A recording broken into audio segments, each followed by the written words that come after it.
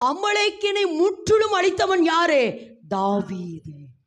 அப்ப நல்லா விளங்கமா, கர்த்தர் இன்றைக்கு இந்த சத்தியத்தை நம்மளோடு கூட பேசுறாருன்னா, அப்போ கர்த்தர் எப்படி தாவீதை புரோகிராம் பண்ணி இந்த பூமிக்கு அனுப்பினாரோ அதே போல கர்த்தர் இப்ப நம்மளை புரோகிராம் பண்ணி கொண்டிருக்கிறார். சத்துருவை முற்றுமுடிய அழிக்கிற, சாத்தானுடைய சகல வல்லமைகளை அழிக்கிற ஒரு பெரிய அதிகாரத்தை கர்த்தர் நமக்குள்ள வச்சுட்டு இருக்கிறார்.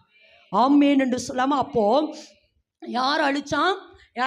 தாவீது அழிச்சாரு. ஆனா கொஞ்சம் மிச்சம் மீதி இருந்தது பாருங்க, அதை யாருன்னா நப்தலி குடும்பத்தார் அழிப்பாங்க. 1 நாளாகும் வாசிக்க விட 1 நாளாகும் 22:15 நீங்க வாசித்தீங்கன்னா என்ன நடக்கும் அப்படின்னா, இதை யார் அழிப்பானா?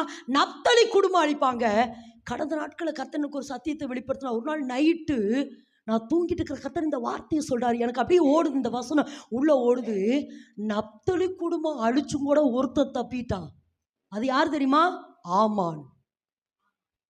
யார் தப்பிட்டான்? ஆமான். அந்த ஆமானை அழிக்க கர்த்தர் எஸ்தரை எழுப்பினார் பாருங்க.